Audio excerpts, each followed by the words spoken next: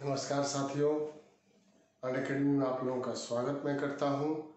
और पहले जो वीडियो हम लोग अध्ययन किए थे जैन धर्म का, और उसी जैन धर्म में इस धार्मिक सुधार आंदोलन के अंतर्गत जैन धर्म की समाप्ति के बाद यहाँ पर हम लोग बौद्ध धर्म के बारे में साथियों जानेंगे। बिहार से संबंधित काफ़ी महत्वपूर्ण तथ्य है इसमें, तो उसी पर हम लोग ज़्यादा जो है वो फोकस करेंगे। बौद्ध धर्म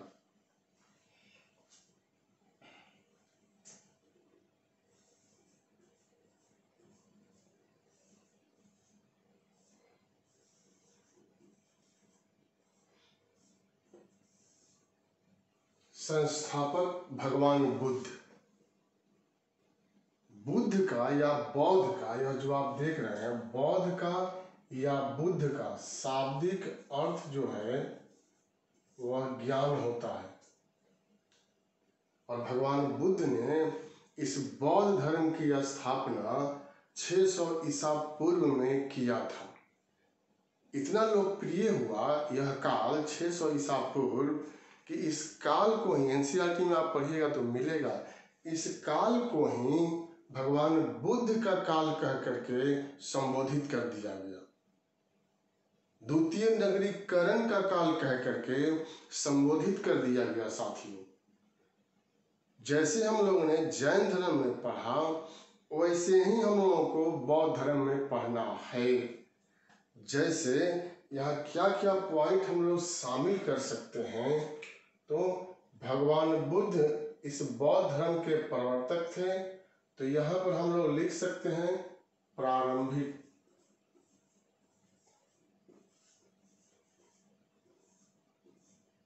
जीवन, प्रारंभिक जीवन भगवान बुद्ध का। फिर सिद्धांत या इसको उपदेश भी कहते हैं, यह हम लोग पढ़ेंगे।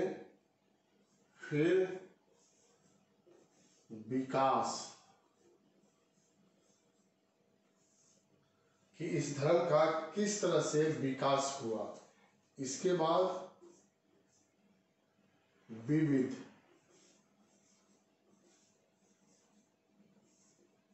विविध में ही पतन के कारण को भी हम लोग देख लेंगे। साथियों, भगवान बुद्ध भी राजघराने से, राज परिवार से संबंधित थे, लेकिन यह भी महावीर स्वामी के समान घर को त्याग देते हैं। और घर त्याग के बाद जो है बौद्ध धर्म का अस्तित्व निकल करके सामने आता है। प्रारंभिक जीवन में कुछ बात हम यहाँ पर लिख रहे हैं और उसको आप स्क्रीनशॉट भी कर सकते हैं या यहाँ पर आप समझ सकते हैं, याद भी हो जाएगा, जो परीक्षा में पूछा भी जाता है। तो यह किससे संबंधित है, तो यहाँ पर मैंने लिख दिया भगवान बुद्ध। इन्हीं से यह सब चीज संबंधित है।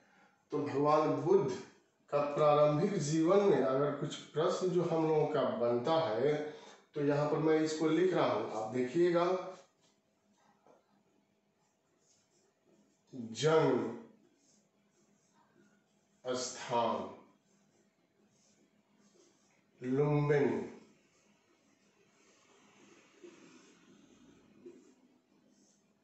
समय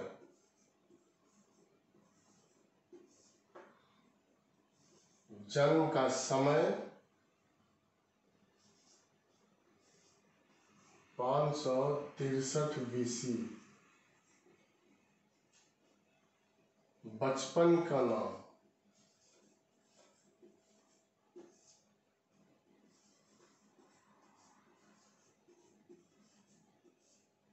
सिद्धार्थ। सिद्धार्थ होगा।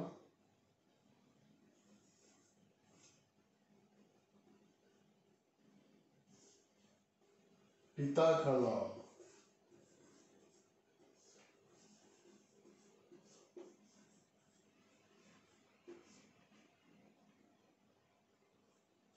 शुद्धोधन,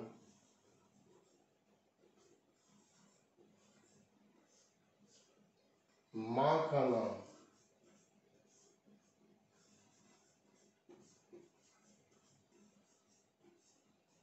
महामाया,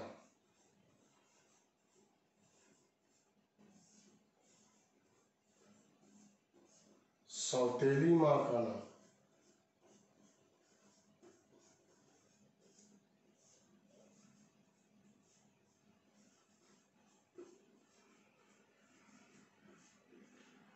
प्रजापति गौतमी,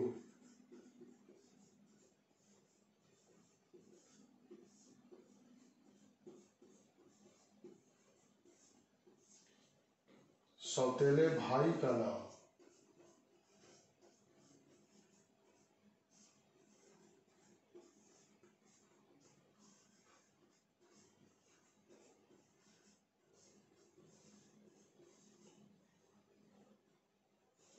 देवदत्त, पत्नी का नाम,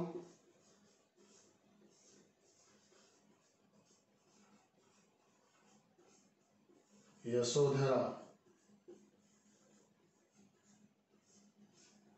पुत्र का नाम,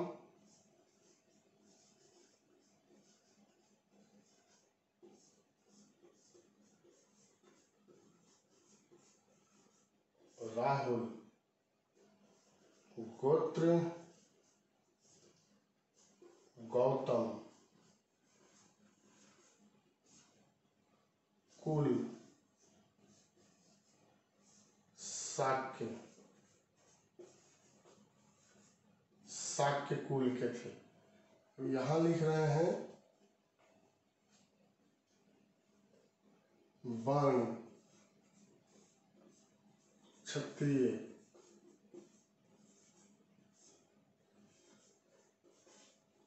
प्रिय,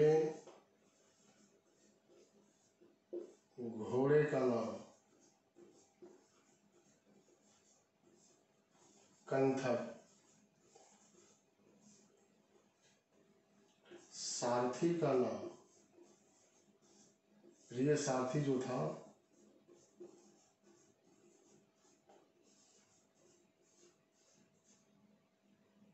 चांद, मृत्यु,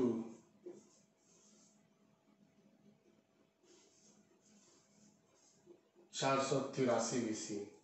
तो यह कुछ महत्वपूर्ण जो है वह पॉइंट है जो मैंने यहाँ पर आप लोगों के लिए लिख दिया।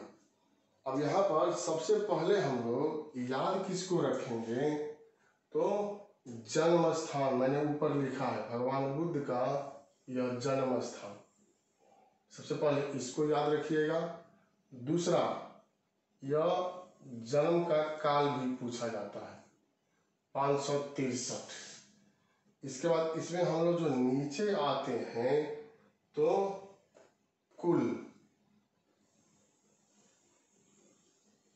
शाक्य कुल, सबसे पहले इसी को याद रखेंगे। जैसे महावीर स्वामी हम लोग पढ़े थे तो महावीर स्वामी में ज्ञात्रिक कुल था और यहाँ पर भगवान बुद्ध का कुल का नाम जो है, वंश का नाम जो है वह शाक्य कुल से संबंधित थे। तो यह, फिर यहाँ हम लोग आ रहे हैं तो मृत्यु 483 BC में, ईसा पूर्व में। अब इसी को हम लोग प्रारंभिक जीवन में देख सकते हैं। भगवान बुद्ध का जन्म जो है कपिल वस्तु के लुम्बिनी में हुआ था। कपिल वस्तु,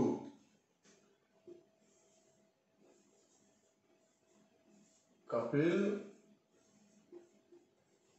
वस्तु, इसी कपिल वस्तु के लुम्बिनी नामक स्थान पर भगवान बुद्ध का जन्म जो है वह हुआ था।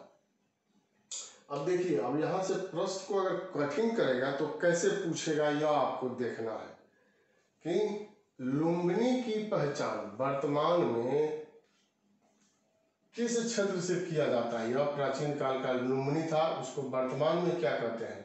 रूमीन देई। रूमीन देई कहते हैं इसको। यह नेपाल में है, नेपाल की तराई में रूमीन देई, जिसका प्राचीन नाम जो है वह लुम्बिनी था। कपिल वस्तु को वर्तमान में किस नाम से जानते हैं हम लोग? तो यह कपिल वस्तु जो है वह पिपराहवा,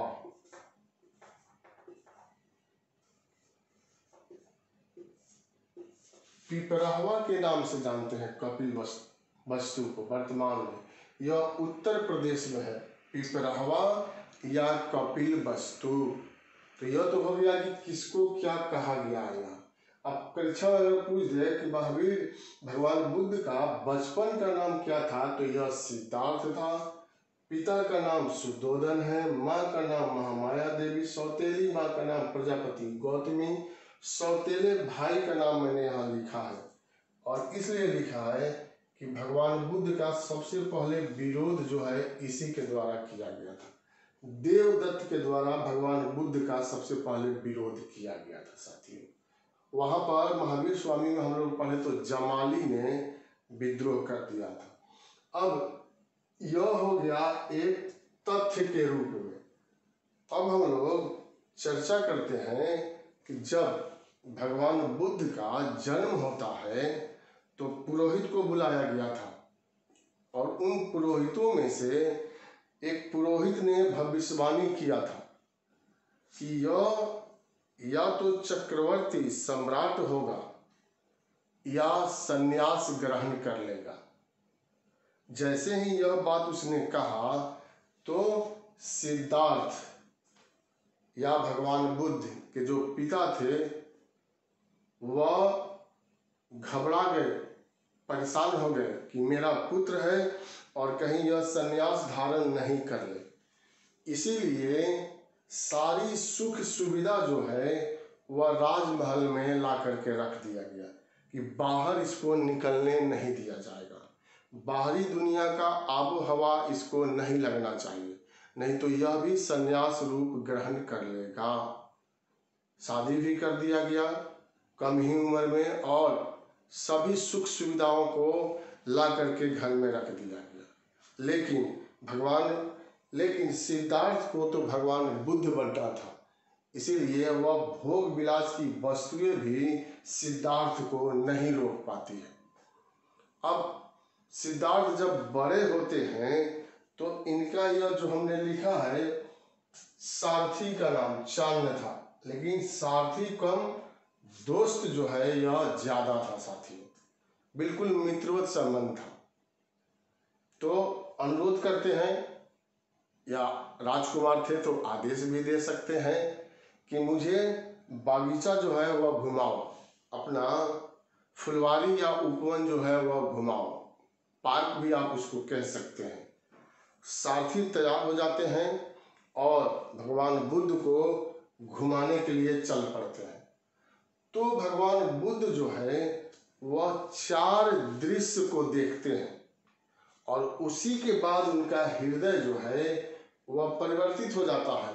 आप लोग इसका स्क्रीनशॉट ले सकते हैं। इसके बाद हम इसको मिटाएंगे साथियों, क्योंकि आगे हम लोगों को बढ़ना है। देखिए, स्क्रीनशॉट लेने का मतलब है कि यह आपके पास जो है वह सुरक्षित रह जाएगा, और आप इसको अच्छे तरीके से याद जो है वह कर सकते हैं साथियों। इसमें आप यहीं से हम मिटा रहे हैं,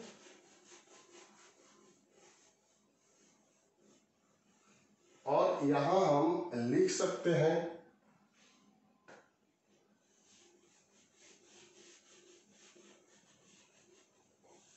थोड़ा सा में ही आ जाएगा। जैसे भगवान बुद्ध जो है वह 4 दृश्यों को देखे, और देख करके उनका हृदय जो है परिवर्तित हो गया, तब वह संन्यास का रूप जो है धारण कर लेते हैं। तो वह कौन कौन सा दृश्य था। पहला जो है वह वृद्ध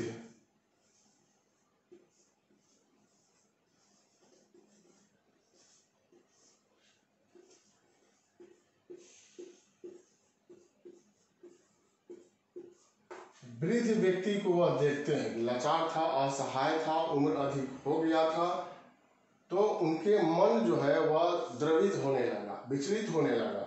फिर दूसरा दृश्य क्या देखते हैं? रोगी व्यक्ति को देखना।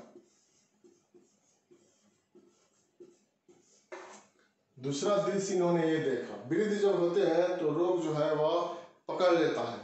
जैसे जैसे आयु बढ़ते जाती है, शरीर कमजोर होते जाता है, और शरीर जब कमजोर होते जाता है तो रोग जो है अपना घर बनाते जाता है। तो दूसरा दृश्य यही देखा उन्होंने। तीसरा क्या? मृत शरीर को शमशान ले जाना। इस दृश्य को देखते हैं। वृद्ध होंगे, रोग पकड़ेगा, उसके बाद मृत्यु होगी। ऐसे जीवन और मृत्यु तो कठोर सत्य है। तो मृत व्यक्ति को शमशान घाट लोग ले जा रहे थे, अपने कंधे पर रख करके, रोते हुए, चिल्लाते हुए, माथा पीटते हुए, सर के बाल को नोचते हुए, बड़े दुख प्रकट करते हुए जा रहे थे। इसके बाद अंतिम क्या देखते हैं?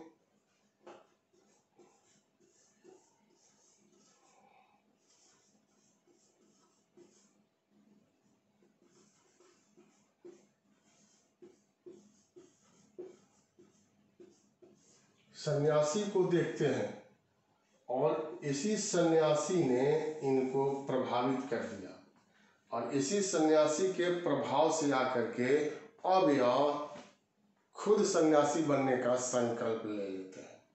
तो यही दृश्य इनके हृदय पर बहुत अधिक प्रभाव डाल दिया, और सिद्धार्थ जो है घर छोड़ने पर मजबूर हो जाते हैं। आगे हम लोग बढ़ते हैं।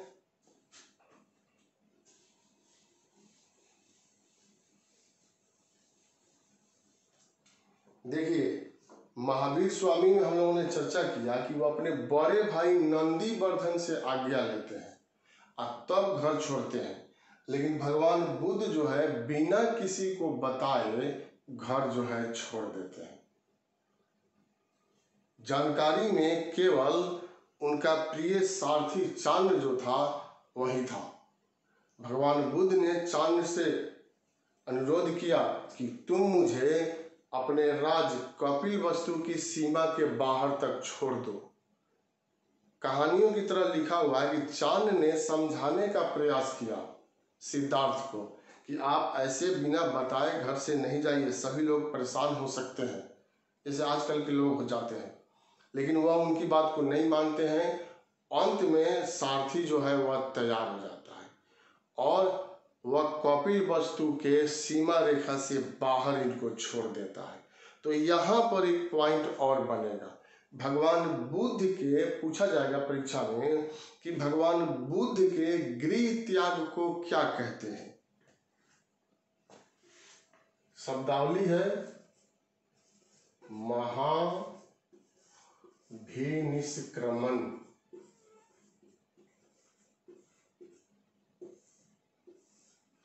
महाभिनिष्क्रमण कहते हैं।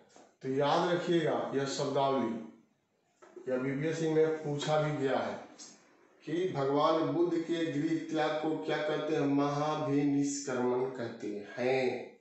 अब देखिए, भगवान बुद्ध जो है कपिलवस्तु से निकल करके आगे बढ़ गए। अब उनके दिमाग में नहीं आ रहा था कि मैं कहाँ जाऊं, किस क्षेत्र में जाकर के मुझे ज्ञान की प्राप्ति हो सकती है। कोई भी व्यक्ति के मन में होगा तो उनके मन में भी था। चलने के क्रम में भगवान बुद्ध जो है नाम सुन रखे थे एक बहुत बड़े सन्यासी का, और इनका नाम था अलार कलाम। यही नाम था, अलार कलाम। और यह वैशाली में रह रहे थे। मान लीजिए भगवान बुद्ध जो है कपिलवस्तु से चले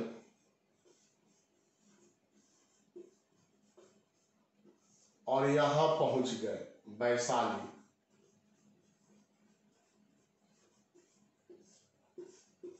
अलार कलाम के पास पहुंच गए। अलार कलाम के पास पहुंच करके सांख्य दर्शन से संबंधित इन्होंने कुछ शिक्षा जो है अलार कलाम से प्राप्त किया। इसीलिए परीक्षा में पूछा जाता है कि भगवान बुद्ध के प्रथम गुरु का नाम क्या था। तो जवाब दीजिए आप लोग, कमेंट बॉक्स में दीजिए जवाब। अलार कलाम था और सांख्य दर्शन जो है इन्होंने सिद्धार्थ को पढ़ाया था। देखिए, सांख्य दर्शन के बारे में इनको जानकारी मिला, लेकिन इनकी तृष्णा जो है शांत नहीं हुआ। इनको शांति जो है वह नहीं मिल पाया। जिस ज्ञान की खोज में यह घर छोड़ दिए थे, राजमहल छोड़ दिए थे, सुख सुविधा छोड़ दिए थे, वह यहाँ पर प्राप्त नहीं हुआ। इसीलिए गुरु की आज्ञा लेते हैं कि मेरा मन यहाँ शांत नहीं हो पाया, मुझे आज्ञा दीजिए, मैं आगे जाना चाहता हूँ। और आज्ञा प्राप्त करके फिर यहाँ से वैशाली से आगे बढ़ते हैं, कपिलवस्तु से वैशाली, और वैशाली से जब यह आगे बढ़े तो राजगीर, यहाँ पहुँचते हैं। राजगीर में जो प्रमुख संत थे उनका नाम था उद्रक रामपुत्र। तो इनके यहाँ गए, उद्रक रामपुत्र के यहाँ यह पहुँचते हैं और कुछ दिन यहाँ भी रुकते हैं, राजगीर में भी। उद्रक रामपुत्र के यहाँ गए, कुछ दिन यहाँ पर रुके, लेकिन यहाँ भी इनको मन शांत जो है वह नहीं होता है। इसीलिए कुछ शिक्षा यहाँ भी प्राप्त किया था। अगर आपको परीक्षा में पूछ दे कि भगवान बुद्ध के दूसरे गुरु का नाम क्या था, तो क्या नाम हो जाएगा? उद्रक रामपुत्र। प्रथम गुरु का नाम अलार कलाम और द्वितीय गुरु का नाम जो हो जाएगा उद्रक रामपुत्र हो जाएगा। और भगवान बुद्ध जो है राजगीर से आगे बढ़ते हैं अरुबेला।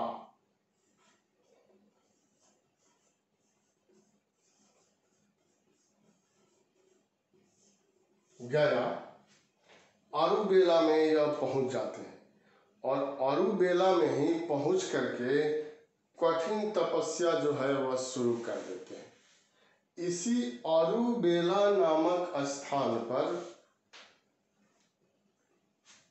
साथियों यह उरुबेला होगा, यहाँ गलती हो गया थोड़ा, उरुबेला। इसी स्थान पर 5 और भी व्यक्ति लोग ध्यानमग्न थे और वह भी ज्ञान प्राप्ति के लिए वहां पर साधना में लीन थे। भगवान बुद्ध भी उन्हीं लोगों का अनुसरण करते हैं। देखिए, कहानी एक लिखा हुआ है भगवान बुद्ध से संबंधित, जो कि जातक में भगवान बुद्ध के पूर्व जन्मों के बारे में लिखा हुआ है। तो कहानी के अंतर्गत यह बतलाया गया है कि भगवान बुद्ध जो है वह कठोर तपस्या में लीन हो गए, लेकिन ज्ञान की प्राप्ति वहां पर नहीं होती। तो क्या होता है कि वह वापस मुड़ते हैं भगवान बुद्ध कि इससे अच्छा तो था क्या कि राजपाट ही करते, राजा बन करके शासन करते, सुख सुविधा में रहते। तो वापस लौट रहे थे। तो जब वापस लौट रहे थे तो उन्होंने एक दृश्य देखा। यह दृश्य से हम लोग भी सीख ले सकते हैं। वह दृश्य क्या था? एक बहुत बड़ा सरोवर था, तालाब भी कह सकते हैं आप। और उस सरोवर के किनारे, तालाब के किनारे एक नन्ही सी गिलहरी थी और वह गिलहरी जो है अपना पूंछ उस सरोवर में डुबोती थी और फिर वह बाहर निकाल करके झाड़ देती थी। यही प्रक्रिया वह बार बार दोहरा रही थी। अब भगवान बुद्ध रुक जाते हैं। भगवान बुद्ध को बोधिसत्व कहा गया है। तो वह सभी जीव जंतुओं की भाषा बोल सकते हैं, वह सभी जीव जंतुओं की भाषा को समझ सकते हैं। तो उन्होंने देखा उस दृश्य को, लेकिन समझ में कुछ नहीं आया। इसलिए उन्होंने गिलहरी से पूछा कि तुम यह क्या कर रही हो? हमको जो है यह समझ में नहीं आ रहा है। गिलहरी ने कहा कि मुझको इस सरोवर से झगड़ा हो गया है, लड़ाई हो गई है, और मैंने प्रतिज्ञा किया है कि मैं इस तालाब को, मैं इस सरोवर को सुखा करके दम लूंगी। और वही मैं कर रही हूँ, अपनी पूंछ को पानी में डाल रही हूँ और उसको बाहर निकाल करके झाड़ रही हूँ, धीरे धीरे पानी को कम कर रही हूँ। भगवान आश्चर्यचकित हो गए, सिद्धार्थ आश्चर्यचकित हो गए कि यह एक छोटी सी नन्ही सी जान है और प्रतिज्ञा करके अपने कर्म पर यह अड़ी हुई है, कर्म अपना कर रही है, लड़ाई हो गया है तो। और मुझे थोड़ा सा कष्ट हुआ तो मैं वापस जा रहा था घर, एक सीख वहाँ मिला। तो हम लोगों को भी सीख लेना है, पढ़ने के क्रम में यह भी जरूरी है कि कर्म करना है, फल तो आपको मिलेगा, कर्म से पीछे नहीं हटना है। भगवान बुद्ध अगर पीछे चले आए रहते तो आज हम लोग उनकी बातों को पढ़ते किताब में, भगवान का दर्जा उनको दिया जाता, नहीं दिया जाता। सुद्धोधन का नाम आता है, उनके पिता थे, लेकिन किसके लिए आता है कि यह गौतम बुद्ध के पिता थे, इस रूप में आता है। तो इसीलिए हम लोगों को भी सबक लेने की, सीख लेने की जरूरत है। मान लीजिए आप तैयारी कर रहे हैं बीपीएससी का, भगवान नहीं करे, लेकिन अगर संजोग से आपका पहली बार में नहीं होता है तो क्या आप निराश हो जाएंगे? बिल्कुल नहीं, और दुगुने बेग से आएंगे कि इस बार जो कमी हम में रह गया वह कमी अब अगले बार में नहीं होगा। और कितना हूँ परीक्षा लो, अग्नि परीक्षा भी ले लो, लेकिन मैं पीछे मुड़ करके जाने वाला नहीं हूँ, मैं घर जाने वाला नहीं हूँ तैयारी छोड़ करके। अगर घर में हूँ तब भी मैं तैयारी नहीं छोड़ सकता, अगले बार होगा, उसके अगले बार होगा और जरूर होगा। तो यहाँ पर उस गिलहरी ने सीख दिया भगवान बुद्ध को, वापस मुड़ जाते हैं और फिर ध्यान मग्न होते हैं। इसी अरुबेला नामक स्थान पर सुजाता नामक महिला ने भगवान बुद्ध को खीर खिलाया और उनके उपवास व्रत को जो है वह तोड़ दिया। कुछ लोग कहते हैं, कुछ पुस्तकों में यह मिलता है कि अरुबेला का जो क्षेत्रीय गीत था उससे भी भगवान बुद्ध जो है प्रभावित होते हैं। वह क्षेत्रीय गीत यह था कि बीड़ा के तारों को इतना न कसो कि वह टूट जाए, मैंने बहुत अधिक टाइट नहीं कर दो, नहीं तो बीड़ा का तार जो आप देखते होंगे वह टूट जाता है, टूट जाएगा। फिर बीड़ा के तारों को इतना न कसो कि टूट जाए और इतना ढीला भी नहीं छोड़ दो कि उसमें से कोई सुर ही न निकले। मतलब क्या? मध्यम मार्ग। और इस मध्यम मार्ग को क्या कहा गया? मध्यम प्रतिपदा। मध्यम प्रतिपदा कहा गया, मध्यम मार्ग को अपनाना है। पढ़ाई में भी वही किया जाता है। आप 5 दिन खूब पढ़ लीजिए, 20-20 घंटा दूध मलाई दही खा करके, और फिर उसके बाद बीमार पड़ जाइए तो 10 दिन आप नहीं पढ़िए। नहीं, वैसा नहीं करना है। 5-6 घंटा, 6 घंटा भी अगर आप प्रतिदिन पढ़ते हैं तब भी आप बीपीएससी जो है वह पास कर जाएंगे। एक क्रम बना करके पढ़िए, एक लय में पढ़िए। यह नहीं कि एक दिन बहुत ज़्यादा पढ़ लिए। आप इसी से अंदाजा लगाइए ना, अगर आप लॉज में रहते हैं, हॉस्टल में रहते हैं, आप खुद खाना बनाते हैं, किसी दिन आप बहुत अधिक खा लेते हैं, जितना आपका भूख है, जितना आपकी पाचन शक्ति की ताकत है, तो क्या होगा? अपच हो जाएगा, तबीयत खराब हो जाएगा। तो वह उसी तरह से पढ़ाई भी है कि एक दिन आप चाहेंगे कि घोर करके पी जाएं इसको, तो वह संभव नहीं है। धीरे धीरे उसको पढ़ना होगा और तभी जा करके सफलता जो है वह प्राप्त होता है। तो बीना के तारों को इतना न कसो कि टूट जाए, बीना के तारों को इतना ढीला भी ना छोड़ो कि कोई सुर न निकले। अर्थात मध्यम मार्ग को अपनाइए और आप भी अपना करके तैयारी कीजिए। इसी को मध्यम प्रतिपदा कहा गया है। जब सुजाता ने सिद्धार्थ को खीर खिला दिया, ये तो कहानी आप लोग भी जानते होंगे, तो वह 5 भिक्षु जो थे उनका साथ छोड़ दिए और भगवान बुद्ध को क्या कहा, पथभ्रष्ट कह दिया कि यह व्यक्ति जो है अपने रास्ते से भटक गया है और इसके साथ हम लोग रहेंगे तो हम लोगों को भी ज्ञान की प्राप्ति नहीं होगी। और वह लोग 5 अरुबेला का त्याग करते हैं और सारनाथ की तरफ चले गए। अब भगवान बुद्ध इस मध्यम मार्ग का अवलंबन करते हैं और 6 वर्ष के बाद 535 कर रहे हैं साथियों। 6 वर्ष के बाद 35 वर्ष की अवस्था में इनको ज्ञान की प्राप्ति हो जाता है। 35 वर्ष की अवस्था में, 29 वर्ष में घर को छोड़े थे और 35 वर्ष में ज्ञान की प्राप्ति हुई। जब ज्ञान की प्राप्ति हुई तो यहाँ पर संबोधि कहा गया है।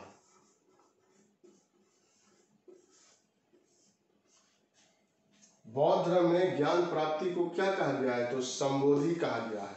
और जैन धर्म में ज्ञान प्राप्ति को क्या कहा गया, आप लोगों ने वह वीडियो देख लिया होगा, कैवल्य कहा गया है। संबोधि का मतलब होता है संपूर्ण ज्ञान। और वह स्थान क्या कहलाया, बोध गया। वह पीपल के वृक्ष के नीचे इनको ज्ञान की प्राप्ति हुई थी, निरंजना नदी के तट पर। तो वह पीपल का वृक्ष आज भी क्या कहलाता है, बोधि वृक्ष।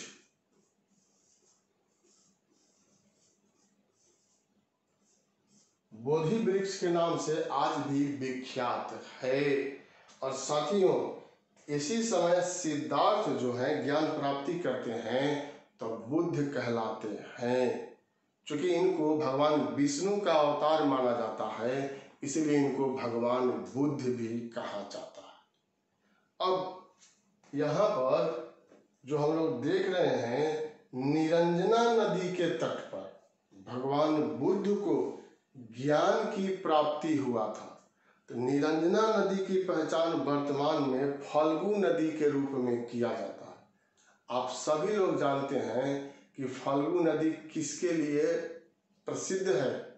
वहाँ पिंडदान किया जाता है, पितरों का तर्पण किया जाता है। तो उसी के लिए फल्गु नदी आज भी विश्व विख्यात है। विश्व के अनेक देशों से भी लोग यहाँ पर आते हैं पिंडदान करने के लिए। तो यह ज्ञान प्राप्ति की बात हो गई। भगवान बुद्ध ने ज्ञान को प्राप्त कर लिया। अब कहानी की तरह लिखा हुआ है जिसमें कुछ प्रश्न भी बन जाता है।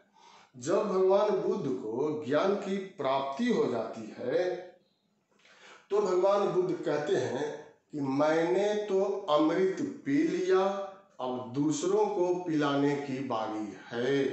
अमृत मतलब ज्ञान रूपी अमृत। लेकिन फिर वह सोचते हैं कि इस ज्ञान को समझेगा कौन, यह गुड़ ज्ञान है, कौन मेरी बात को मानेगा कि मैंने ज्ञान को प्राप्त कर लिया, और कौन इस गुड़ ज्ञान को समझ सकता है।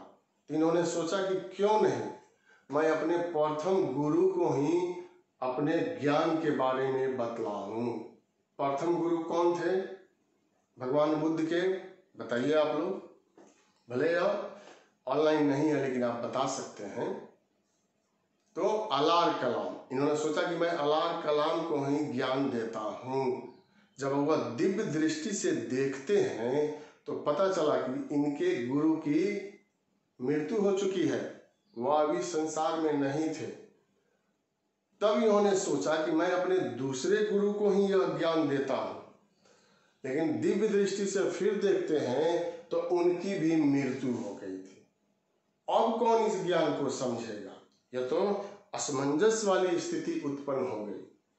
तब भगवान बुद्ध अपने पुनः दिव्य दृष्टि से देखते हैं कि क्यों नहीं मैं अपने 5 दोस्तों को जो मेरे साथ यहाँ पर ज्ञान प्राप्ति के लिए आए थे और चले गए, उन्हीं को सर्वप्रथम उपदेश दे दूं। और इसीलिए भगवान बुद्ध बोध गया से किधर प्रस्थान कर जाते हैं, बताइए। यहां मैं लिख रहा हूं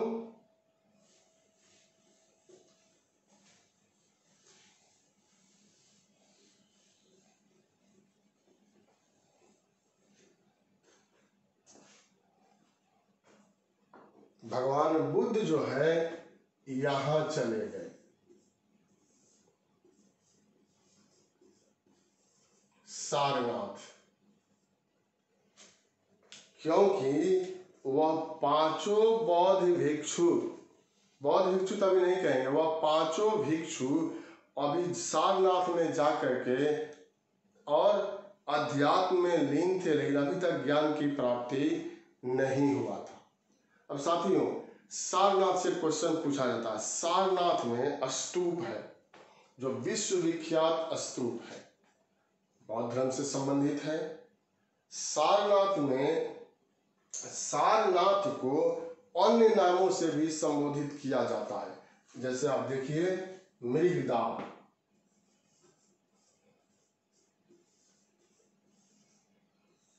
जहां पर मृग विचरण करते हो मृगदाव भी कहते हैं। तो कभी विकल्प में सारनाथ न दे करके मृगदाव दे देता है तो यह भी आंसर आपका सही हो जाएगा। और मृगदाव के साथ साथ इसका नाम है ऋषिपतन, जहां ऋषि लोग आकर के अध्यात्म का कार्य संपन्न करते हो उसको ऋषिपतन, पतन का मतलब बंदरगाह, ऋषियों का बंदरगाह। तो 3 नाम है, सारनाथ, मृगदाव और ऋषिपतन, कुछ भी दिया जा सकता है। और यही भगवान बुद्ध चले जाते हैं। यह बनारस के समीप है, या बनारस में है, उत्तर प्रदेश के। अब देखिए, पांचों बौद्ध भिक्षु बैठे हुए थे, तभी एक की दृष्टि जो है भगवान बुद्ध पर पड़ जाती है। और भगवान बुद्ध पर यह दृष्टि जब पड़ती है तो वह लोग नाराज होते हैं और आपस में राय करने लगते हैं। राय क्या करते हैं, यह हंसी वाली बात है कि वो देखो, वह पथ भ्रष्ट व्यक्ति हम लोगों की तरफ बढ़ा चला आ रहा है। कोई उसको पूछेगा नहीं, अगवानी नहीं करेगा, कोई उसको बैठने के लिए पीढ़ा जो होता है, पीठ जिसको कहते हैं, वह नहीं देगा, कोई उसका पैर नहीं धोएगा। आगंतुकों की पैर धोया जाता था, अतिथियों की। कोई उसको कुछ खाने के लिए नहीं देगा। और यही राय उन लोगों ने कर लिया। लेकिन भगवान बुद्ध में इतना तेज था, भगवान बुद्ध का इतना आकर्षित करने वाला व्यक्तित्व था कि जैसे जैसे भगवान बुद्ध आगे बढ़ते चले आ रहे थे, जब इन लोगों के नजदीक आए तो जिसने कहा था कि मैं अगवानी नहीं करूंगा, वहीं उठ करके भगवान बुद्ध का स्वागत करता है। जिसने कहा कि मैं बैठने के लिए पीढ़ा नहीं दूंगा, पीठ नहीं दूंगा, वहीं देता है। जिसने पैर नहीं धोने की कहा था, उसने पैर धोया। मतलब वह लोग इनके चमत्कारिक व्यक्तित्व से इतने अधिक प्रभावित हो गए कि दिल के सभी मैल जो थे वह धुल गए। तो साथियों, यहाँ पर भी एक सीख मिलता है कि भले ही मित्रों के साथ कुछ बात को लेकर के अनबन हो जाए तो उसको हमेशा जो है नहीं रखना है, उसको बातचीत करके सॉर्ट आउट, जिसको आप लोग कहते हैं, करके संभाल लेना चाहिए। क्योंकि बनने में तो बहुत टाइम लगता है, बिगड़ने में कोई टाइम नहीं लगता है, यह बात ध्यान रखना है। तो एक सीख यह भी मिलता है। और उसी के बाद भगवान बुद्ध ने उस 5 बौद्ध भिक्षुओं को पहली बार बौद्ध धर्म का उपदेश दिया, जिसको क्या कहते हैं,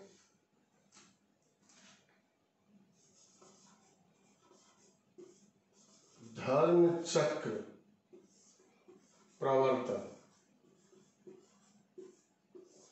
धर्म चक्र प्रवर्तन कहा गया, धर्म का पहिया घुमा दिया गया, इसका अर्थ होता है।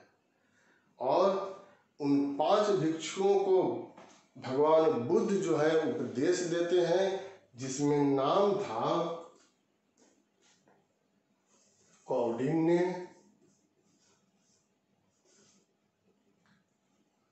कौंडिन्य होगा यहाँ,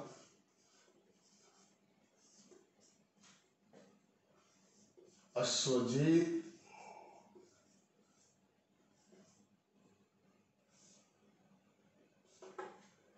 कौंडिन्य थे, अश्वजीत थे, वप थे,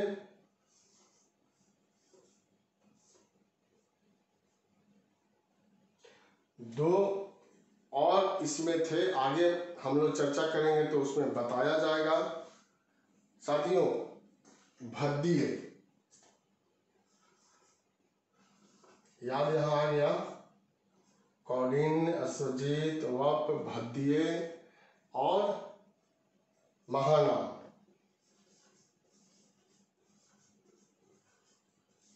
यही 5 लोगों को सबसे पहले जो है बौद्ध धर्म में दीक्षित किया गया। अब हम लोग जैसे जैन धर्म में पढ़े कि कोई भी व्यक्ति जब ज्ञान को प्राप्त करता है तो उस ज्ञान का प्रचार प्रसार करता है, और भगवान बुद्ध ने तो धर्म का पहिया ही घुमा दिया था। इसलिए भगवान बुद्ध जो है अब अपने धर्म का प्रचार प्रसार करने के लिए निकलते हैं, और इस प्रचार प्रसार के क्रम में भारत के विभिन्न क्षेत्रों का इनके द्वारा जो है वह भ्रमण किया गया। अंत समय में यह उत्तर प्रदेश के कुशीनगर पहुंचते हैं, कसिया कहते हैं। यहां देखिए,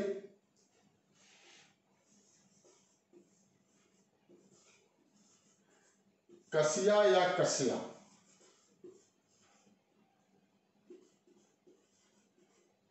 कहा जाता था, लेकिन अब इसको कुशीनगर। तो यही विकल्प में रहता है, भगवान बुद्ध उत्तर प्रदेश के कुशीनगर अंतिम समय में पहुंच गए। वहीं पर एक चुंद, इस चुंद नामक लोहार ने भगवान बुद्ध को आमंत्रित कर दिया, और भगवान बुद्ध उसके आमंत्रण को स्वीकार कर लेते हैं, और उसने सूअर का मांस जो है वह भगवान बुद्ध को खिलाया। भगवान बुद्ध ने सूकर मांस का जब भक्षण किया तो उनके पेट में दर्द जो है वह शुरू होता है, उदर विकार शुरू हो गया, और 483 ईसा पूर्व भगवान बुद्ध इसी उत्तर प्रदेश के कुशीनगर में मृत्यु को प्राप्त हुए। इसको क्या कहा जाता है, तो आप यहां देखिए और याद रखिएगा, महापरिनिर्वाण।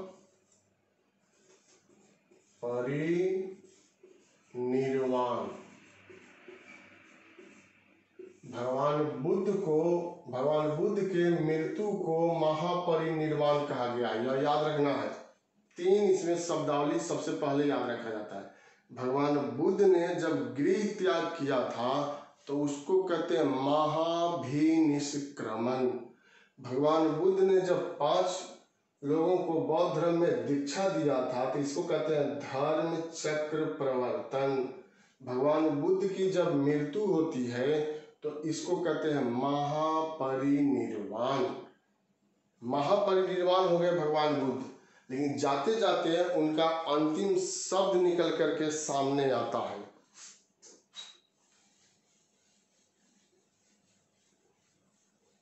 कथन है, यहां लिख रहे हैं, आपको याद हो जाएगा। भगवान बुद्ध का अंतिम कथन था, सभी धर्म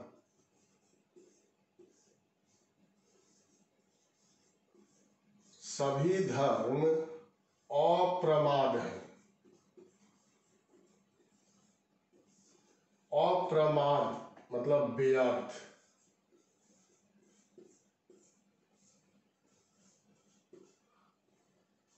मोक्ष के लिए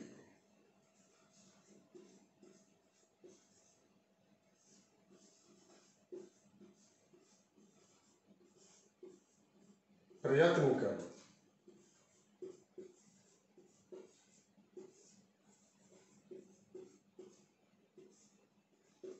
यही भगवान बुद्ध का अंतिम वाक्य था, सभी धर्म अप्रमाद है, मोक्ष के लिए प्रयत्न करो। और इसके बाद भगवान बुद्ध ने इस नश्वर शरीर को जो है वह त्याग दिया। साथियों, यही जो है भगवान बुद्ध से संबंधित प्रारंभिक बात है। अब यहाँ पर आप क्वेश्चन बैंक लेकर के बनाते होंगे या देखते होंगे कि भगवान बुद्ध के जीवन के घटनाओं से संबंधित प्रतीक चिन्ह भी पूछा जाता है, और वह बार बार पूछा जाता है।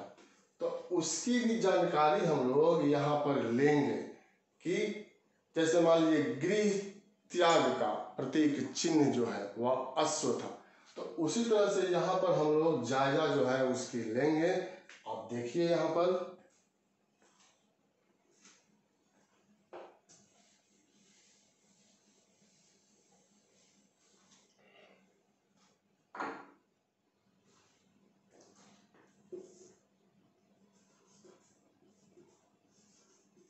भगवान बुद्ध के जीवन से संबंधित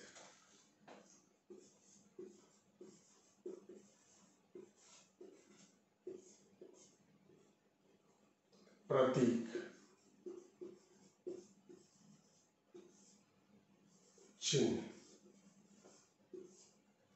तो एक तरफ घटना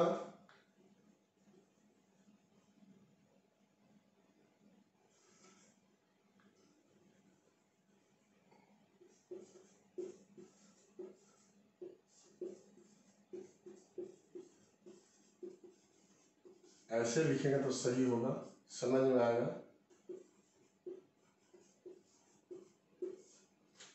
और दूसरी तरफ प्रतीक चिन्ह,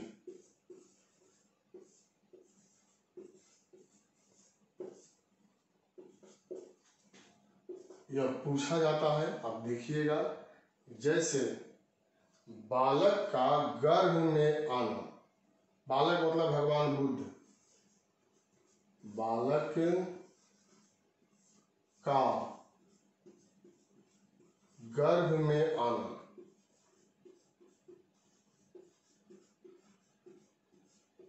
इसका प्रतीक चिन्ह क्या है?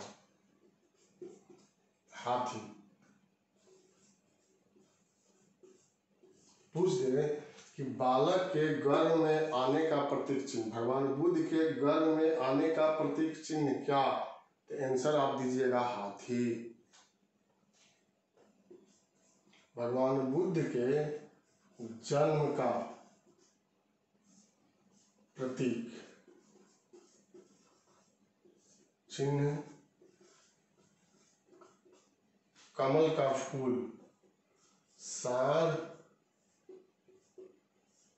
एवं कमल का फूल।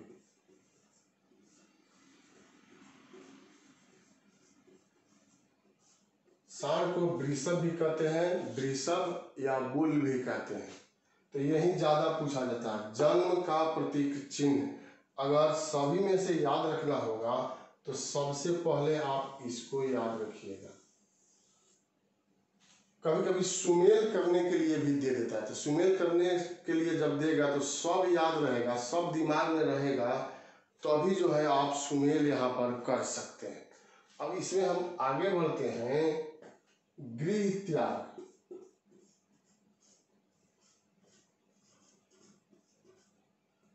गृह त्याग का प्रतीक चिन्ह अश्व हो जाएगा, घोड़ा, अश्व। और आगे बढ़ते हैं।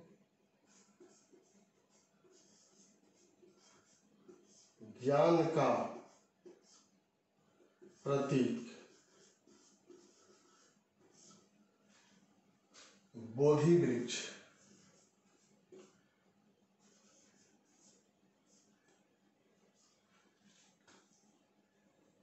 बोधि वृक्ष। प्रथम उपदेश का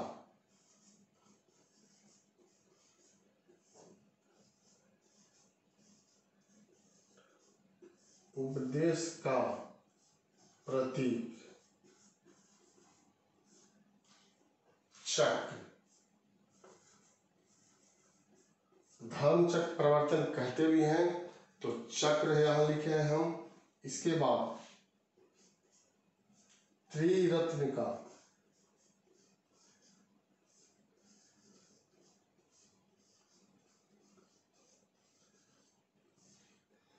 त्रिशूल,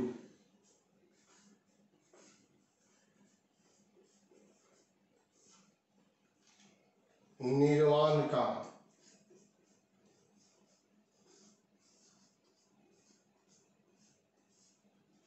निर्वाण का प्रतीक, पद चिन्ह,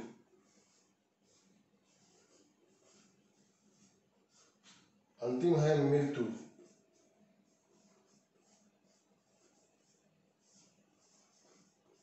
मृत्यु का प्रतीक चिन्ह,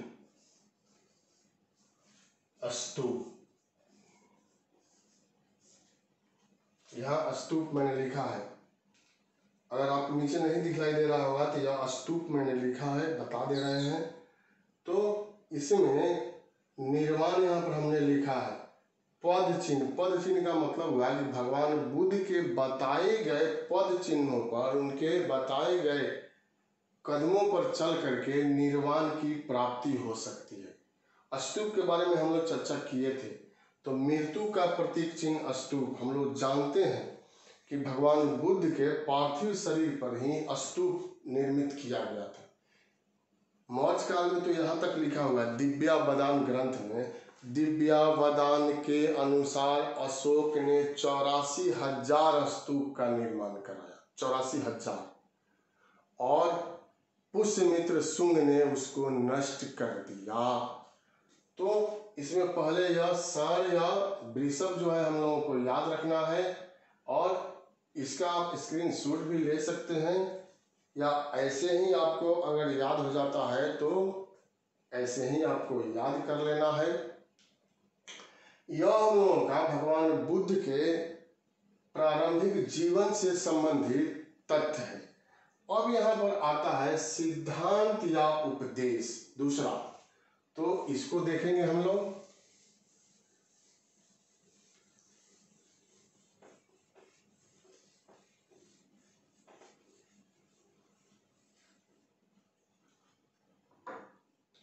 सिद्धांत या उपदेश, यहां लिख रहे हैं सिद्धांत।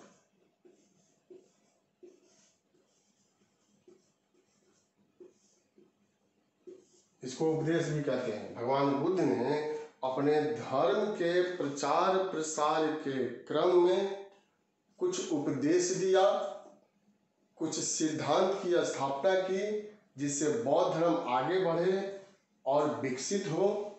उसी को यहाँ पर हम लोगों को देखना है।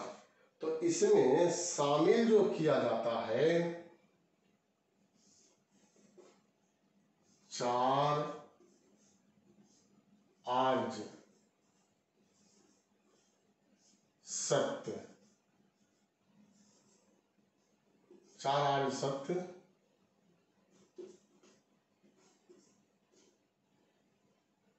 अष्टांगिक मार्ग,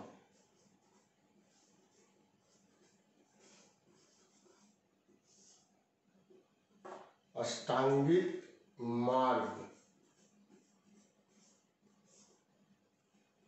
प्रतीत समुत्पाद,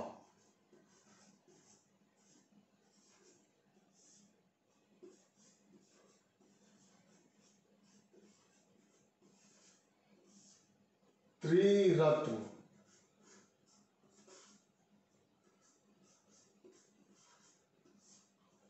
दस शील,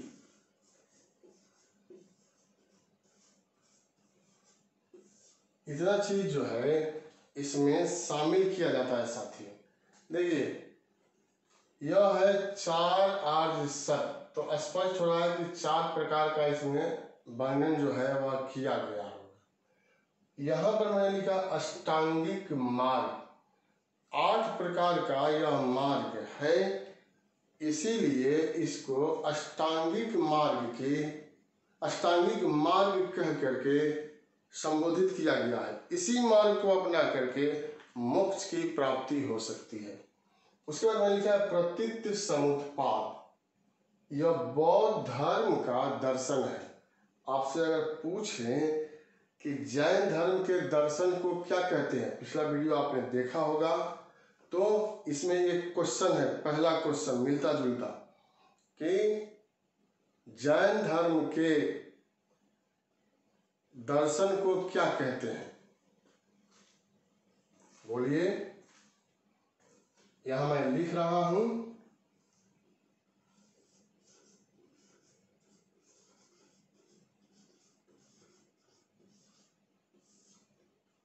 अनेकांतवाद यही कहा जाता है,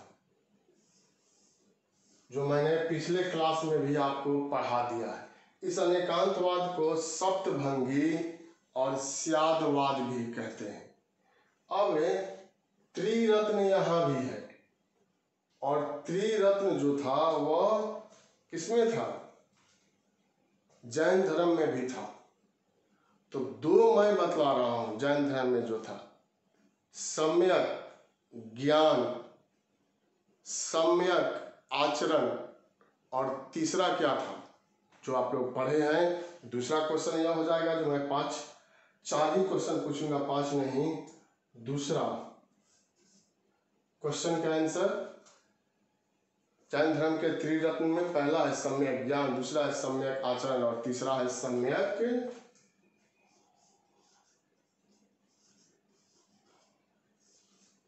ध्यान। अगर आप सचमुच में ध्यान दिए रहते इस वीडियो पर तो यह आपको आंसर आ ही गया होता। कमेंट बॉक्स में बताइए आप लोग, अगर सही है तो, जब हम पूछ रहे हैं तो। सम्यक ध्यान को सम्यक दर्शन भी कहते हैं। तो दूसरा क्वेश्चन मेरा हो गया। अब यहाँ पर 10 शील है, 10 प्रकार के व्रत हैं, नियम कानून है बौद्ध धर्म में। तो जैन धर्म में कितने थे? बोलिए, जैन धर्म में व्रत की संख्या कितनी थी? व्रत को नियम या कानून भी कहते हैं, व्रत को शील भी कहते हैं। देखिए यहाँ 10 शील लिखे हैं, 10 व्रत भी लिखा जा सकता है। तो तीसरा क्वेश्चन है कि जैन धर्म के अंतर्गत कितने व्रत थे और उसको क्या कहा गया है? तो उसको कहा गया है, यहां लिख रहे हैं, तीसरा पंच महाव्रत।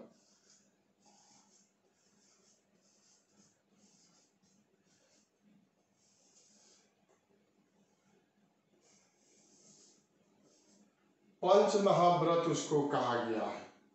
और इसी में से एक क्वेश्चन और आप लोगों को पूछ देते हैं, अब तो याद आ जाएगा। महावीर स्वामी ने 5वां महाव्रत कौन सा जोड़ा, क्या नाम था? महावीर स्वामी ने जो महाव्रत जोड़ा था तो उसका नाम क्या था? चौथा नंबर, अंतिम क्वेश्चन, ब्रह्मचर्य।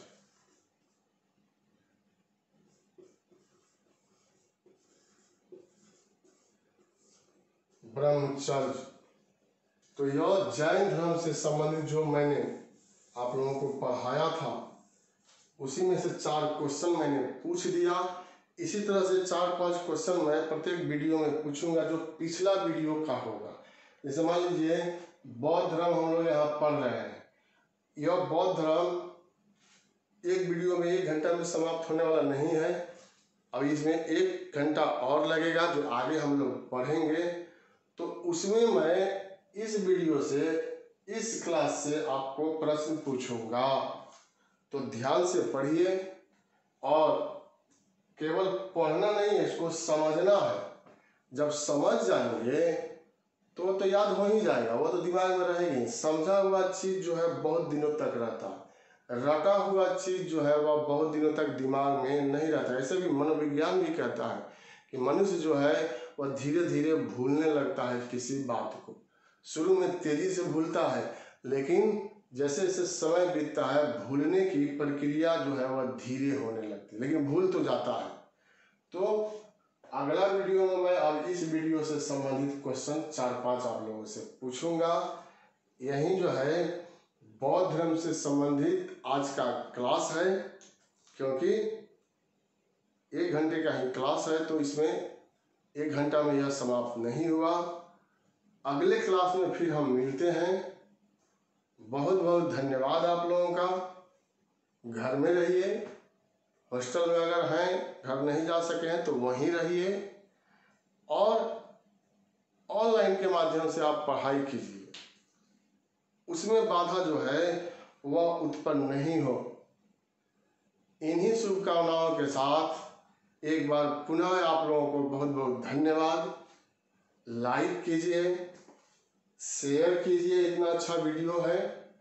और भी बहुत सारी चीज़ें मैं बताऊंगा। जब मैं भारत का इतिहास आपको पढ़ाऊंगा, बिहार का इतिहास मैं पढ़ा रहा हूँ, तो इतना महत्वपूर्ण बात आपको बतलाया जा रहा है और बिना देखे वो इतिहास मुझे लगभग सब कुछ याद है साथियों। तो मैं और अच्छे तरीके से आपको समझा सकता हूँ। इसीलिए लाइक कीजिए और शेयर जरूर कीजिए। शुभकामना, बहुत बहुत धन्यवाद।